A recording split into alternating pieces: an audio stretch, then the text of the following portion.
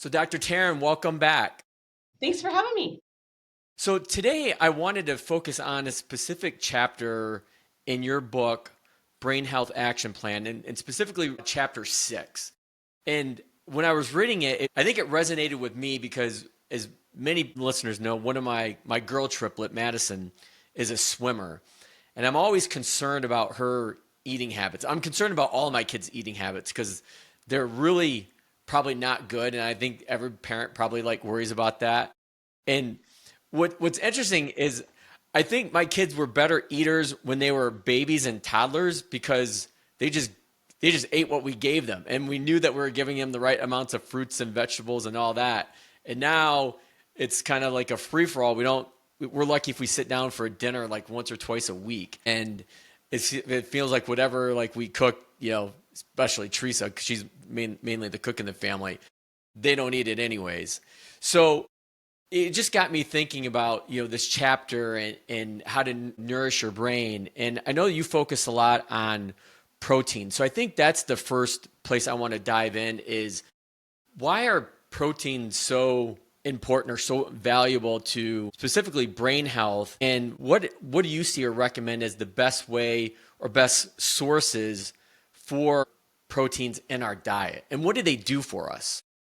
Yeah, that's a great question. The discussion around protein and fruits and vegetables and nuts, and it comes from the concept that, I mean, it's hard to imagine that most of us are underfed because as a country, we're so the majority of people are obese or overweight to obese. So it's hard to fathom that we need to have a conversation that we're not eating enough, but we're not eating enough of certain things like proteins and fruits and vegetables. And so the proteins are important for so many reasons. And it is so difficult when kids get into sports and after school activities.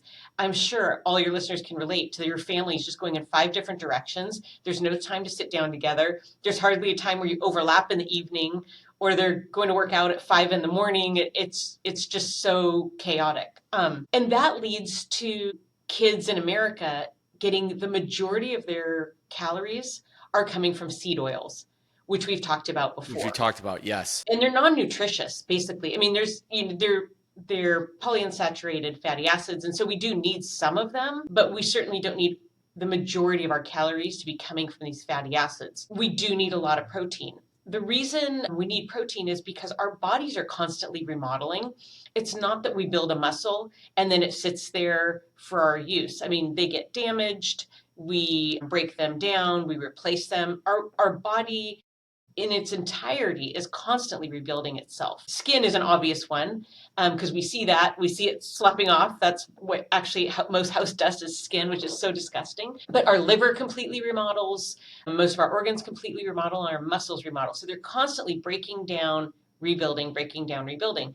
And so some of the protein that's broken down can be recycled, but some of it's damaged. And so it gets excreted. And so we need to give our bodies adequate supply to be rebuilding our muscles. That's the greatest protein need. But the most essential protein need for brain health is that the neurotransmitters that our neurons use to communicate with each other, those are built from proteins. So if our only source of proteins is muscle breakdown because we're not getting adequate protein in our diet, then the problem is when we're breaking down muscles and some of those proteins, the amino acids are damaged and not functional, then we can't use them to make neurotransmitters. And aside from that, we also don't want to break down our muscles for those other essential processes in our body that have to happen. I mean, our body will prioritize making neurotransmitters and it will deprioritize maintaining muscle. And as we age, that leads to something called sarcopenia, which is a lack of enough muscles to do the things we need to do. It's why we get frail and weak. So that's really the most essential reason. The easiest source of proteins are animal proteins because they're complete, meaning that they have all of the amino acids in them. There are some amino acids we can make in our bodies, and there are some that are called essential that we can't make, so we have to ingest those. And they're just harder to get from vegetarian sources of protein. We can do that, but it takes a lot more micromanaging and a lot more thought. So vegetarians and vegans, generally have a plan of like how they're going to get their proteins. There are some complete vegetable proteins, but you have to really be conscientious about that, where if you're having meat, chicken, poultry, fish, red meat, you're going to be getting sources of complete proteins. And the other issue, especially for adult listeners who might be dieting or trying to get into a little bit of calorie deficit to lose weight, is if we don't have enough protein when we're at a calorie deficit, then our body will actually use muscles to burn for energy. And so we don't want to do that. We want to keep an adequate supply coming in for those essential neurotransmitters for muscle remodeling, and not get into accelerating that sarcopenia where we're breaking down our muscles. We should not be using them for fuel. So those are really the main reasons we want to be sure we have adequate protein. Yeah, I was just going to ask that question. I think you just answered it. Was if you're not getting enough proteins in your body, like what kind of is there damage that you're doing to your body? I guess like you just mentioned, like Yeah. specifically to your muscles. Because I'm thinking like you mentioned adults, but then I'm always kind of going back to my kids and other kids that I families that I work with that are always so active. And so if they could actually be doing damage to themselves or to their bodies, to their muscles by not having the right or by not getting the right amount of proteins. Right. Is that what you're Yeah, saying? Is that protein right? needs are high. Yeah. And also, I mean, just for when people are functioning at calorie deficit, protein actually leads to satiety. So that's if you're in a low protein or low calorie state when people are trying to lose weight. For example, if they're taking Ozempic or any of the GLP-1 agonists, the biggest problem with that medication is it leads to muscle loss Right. because we get to a starvation state and there's not enough protein coming in. And so people really have to build up their muscles before they go on Ozempic, keep exercising, keep taking in protein, really focusing on protein to maintain the muscle, because the muscles are more metabolically active than fat also. So if we go into a calorie restrictive state and we lose muscle, when we come out of that calorie restrictive state, our metabolic rate is going to be lower because our body composition is going to have more fat and less muscle tissue. And so then it kind of leads, that's why a lot of dieting leads to rebound. It's one of the mechanisms, is that when we come out of that, we're not as metabolically active because we've lost muscle tissue. So protein's really important if you're in a low state. It's important if you're in a high calorie state, like a young athlete like your daughter, because it also helps stabilize sugar levels. So if part of that high calorie state is extra sugar, which if there's processed food, because we're in survival mode as a family moving around trying to find something to eat and it's processed, it's going to have sugar. The protein will help stabilize the blood sugar spikes also. So even when we're not in the when you have total control over your kids and have a great, perfect complement of proteins, fats, and fruits and vegetables, even if when they're a little out of sync and they've got more sugar, it's going to help ease those sugar spikes. Protein is just important all the time, and many of us are not getting enough of it. Yeah, I think the one struggle that all of us families face with active kids, or not even if you don't even have active kids, is how on the go we are and how busy we are. And it's just easier to stop in, a fast food restaurant or even like fast casual, like Panera. Like we seem to eat there like often, like, or Chipotle or Jimmy John's or whomever. And it's easier to pick something up on the go like that. And so I'm wondering if even those kinds of proteins do they have good and bad with them? Is there something there because I don't know if the right word is processed food or not, but is there something there that we should be aware of when we're having to grab something quickly on the go because we just don't have a choice? Yeah, I think that's a great question. I think that's always a way to make healthier choices when you have to grab and go. In terms of, you know, having access to having kids have calories in their backpack.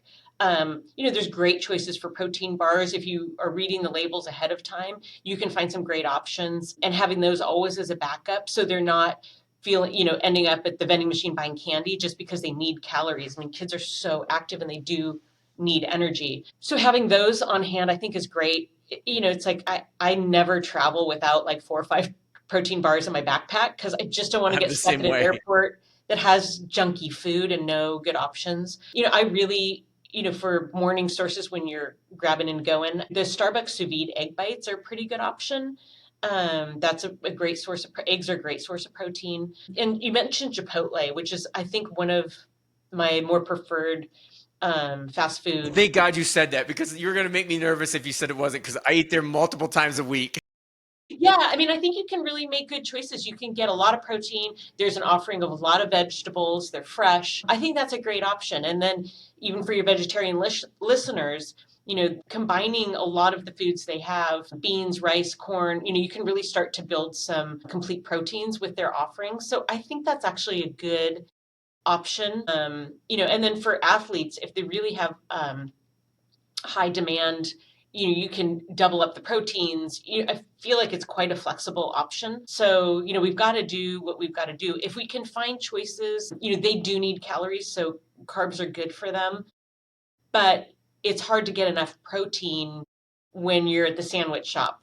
You can get double meat, but you still may not be getting the protein needs that are matching their output and their remodeling, and they're actually in a building mode. So they don't just need the maintenance, they need the remodeling plus the build. So they really do have high protein demands. But if we can avoid frying fried food in our running about, that's also a great way to avoid the seed oils. And minimize that as a calorie source for them. It's just not a healthy calorie source. On a really personal question, one of the things I'm interested to get your feedback on is when you go back to the deli meats for a second, are deli meats, it's a loaded question to put you on the spot like this, but I'm just going to do it anyways because that's our relationship now. Is that a good thing or a bad thing? Because I made a significant change in my diet about a year and a half ago where I would basically make a deli sandwich every day for lunch and I wouldn't put like mayo or anything else on it. It would be like, just the meat and the bread and that was about it. And I started reading about how deli meats can be very processed. Is that the right word? Yeah.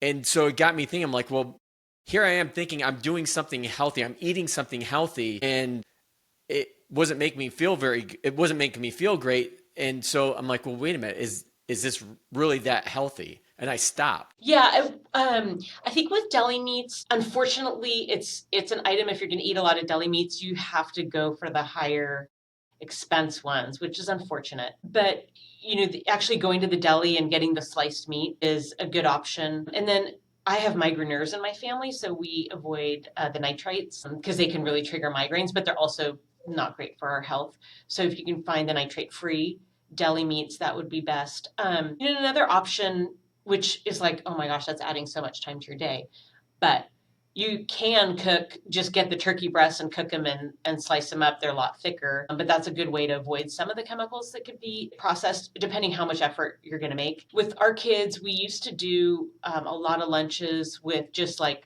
turkey and cheese roll ups or ham and cheese roll ups and no bread at all to just try to get enough protein and healthy fats in them. And they really loved those. But that was probably the major mid source of protein for my kids for like 4 or 5 years. So Yeah, I remember making those. Like I would make like turkey or ham roll-ups for an entire week, and then they would yeah, just pick them out for their lunch every day. And then yeah, I think we did that for like at least a year or two, and then they got burned out, and they never eat those. I've I never seen them know. eat it again.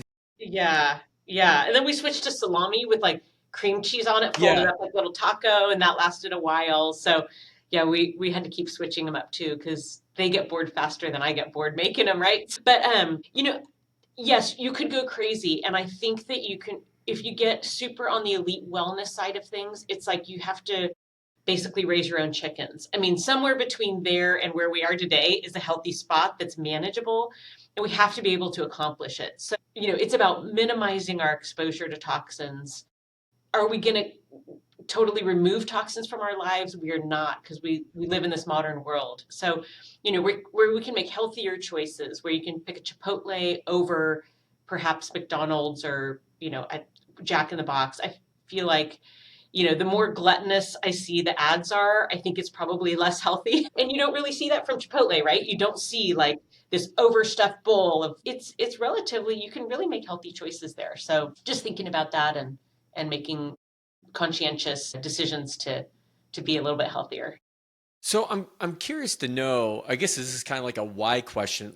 Was Why did you include this topic within the book? And like what would be like the main point or main couple points that you wanted to stress to people with this chapter 6 on nourishing your brain as part of the book? Well, when I talk about intermittent fasting, so we're restricting the time we're eating, and I talk about cutting down sugar, and I talk about cutting down seed oils, and so don't want people to so much focus on the things they can't have.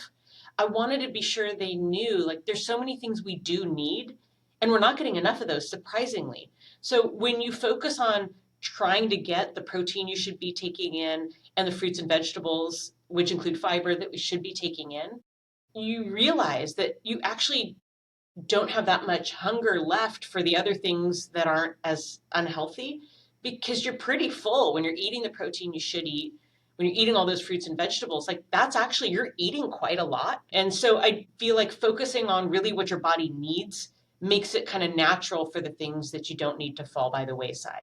And I didn't want people to read, don't have this, don't have that, don't have that, and feel like they're going to starve. It's like, no, you need to like eat all this stuff and then see if you even have room for that stuff. You won't have as much room for it.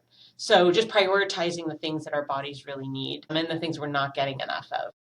It's interesting because when I was listening to you say that, in my world of financial planning, when people first meet me and they're trying to figure out, the word budget often comes up, and I kind of squashed that right away. I'm like, I don't believe in budgeting, and people like step back. I'm like, what did you just say? Like, aren't you a financial advisor? Like, this is your bread and butter. You're supposed to tell me like, here's my budget. And what, just like you mentioned, like I find that budgets are restrictive.